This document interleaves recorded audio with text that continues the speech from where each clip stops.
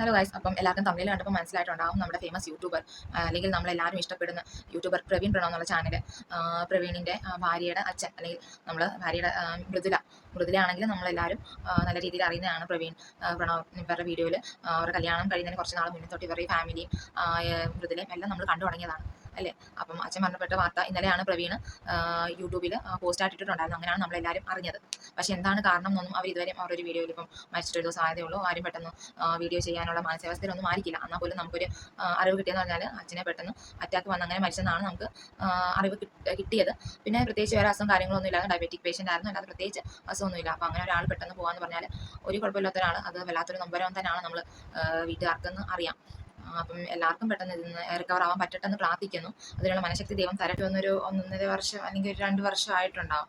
എന്നാൽ പോലും ഒരു അച്ഛൻ മരിച്ചു കഴിഞ്ഞപ്പോൾ നമുക്കിപ്പം യൂട്യൂബ് തന്നെ എടുത്ത് നോക്കിയാൽ അറിയാം. അച്ഛൻ്റെ Praveen Pranav father in law death എന്ന് പറഞ്ഞെടുത്ത് നോക്കിയാൽ തന്നെ മനസ്സിലാവും എത്രത്തോളം യൂട്യൂബേഴ്സും ആൾക്കാരും ഒക്കെ എത്രത്തോളം ഇഷ്ടപ്പെട്ടിട്ട് ആ ഒരു പുള്ളിയെ ഇഷ്ടപ്പെട്ടിട്ട് ആ ഒരു നൊമ്പരം വെച്ചിട്ട് എത്ര പേര് വീഡിയോസ് ചെയ്തിട്ടുണ്ടെന്ന്. ഈ അച്ഛൻ്റെ നമുക്കൊരു ലാസ്റ്റ് വീഡിയോ എന്തായിരുന്നൊന്ന് കണ്ടു നോക്കാം. അച്ഛൻ അന്ന് എനിക്ക് തന്ന ഡേറ്റ് 25/1/2024 കല്യാണ ദിവസം നമ്മുടെ അടുത്ത് ഈ വണ്ടി വന്നത്. അച്ഛൻ എന്നെ തിരിച്ചു കൊടുക്കാൻ സാധിച്ചതിൽ എനിക്ക് ഭയങ്കര ഹാപ്പി. സന്തോഷം.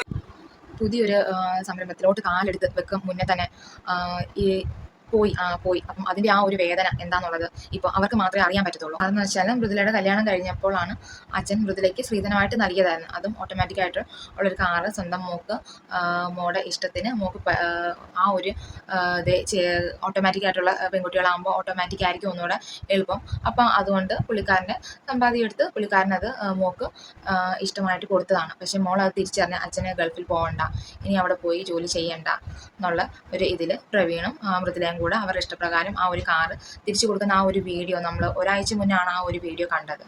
ഇത്രയും പെട്ടെന്ന് തന്നെ ഇങ്ങനെ ഒരു വിഷമം വരുമെന്നത് ആരും കരുതിയിട്ടുണ്ടാകത്തില്ല.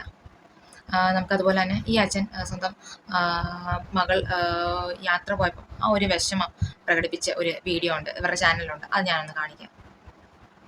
കല്യാണം കഴിഞ്ഞ് 1 വർഷമാകുമ്പോൾ വണ്ടി കൊണ്ട് ഒക്കെയാണെന്ന് പറഞ്ഞു. അത് തന്നെ താങ്ങാൻ വയ്യ.